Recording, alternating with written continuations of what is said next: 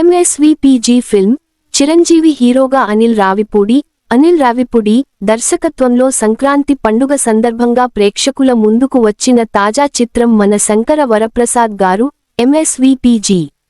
ఈ సినిమా సంక్రాంతి సందర్భంగా విడుదల అయ్యి బాక్స్ ఆఫీస్ వద్ద సుమారు 350 కోట్లకు పైగా కలెక్షన్లను రాబట్టి సంచలనాలను సృష్టించింది. ఇక ఈ సినిమా థియేటర్లలో మాత్రమే కాకుండా ఓటీటీలలో కూడా అదే ఆదరణ సొంతం చేసుకుంది. తాజాగా ఈ సినిమాపై ప్రముఖ రచయిత పరుచూరి గోపాలకృష్ణ మాట్లాడుతూ తన అభిప్రాయాన్ని తెలియపరిచారు. ఈ సందర్భంగా పరుచూరి టాక్స్ ద్వారా గోపాలకృష్ణ మన శంకర వరప్రసాద్ గారు సినిమాపై తన అభిప్రాయాన్ని తెలియజేశారు. చిరంజీవితో కామెడీ అంటే సాహసమే. 3. మన శంకర వరప్రసాద్ గారు ఈ సినిమా టైటిల్ వినడానికి చాలా అద్భుతంగా ఉందని తెలిపారు. చిరంజీవి లాంటి స్టార్ హీరోని పెట్టి యాక్షన్ లేకుండా కామెడీ సినిమా చేయటం అంటే సాహసమే అని చెప్పాలి. కానీ ఈ సినిమా చూసిన తర్వాత యాక్షన్ కామెడీ సినిమా అని తెలుస్తుంది. సినిమా మొదలైన తర్వాత మొదటి సన్నివేశంలోనే హీరో ఏంటి, తన గతం ఏంటి అనే విషయాలను అద్భుతంగా చూపించారు.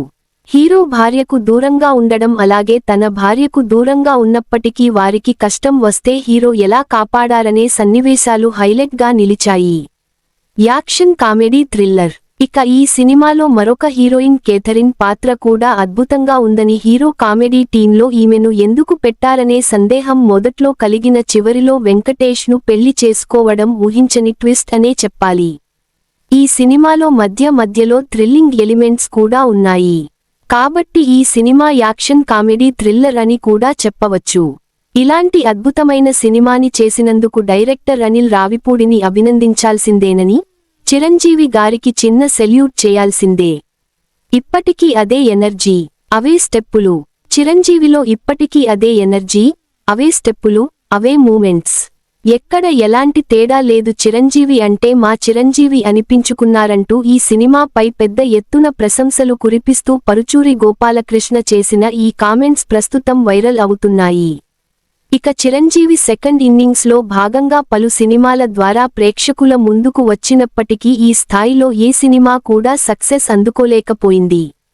ఈ సినిమా మంచి సక్సెస్ కావడంతో తదుపరి సినిమాలపై కూడా భారీగా అంచనాలు ఉన్నాయి.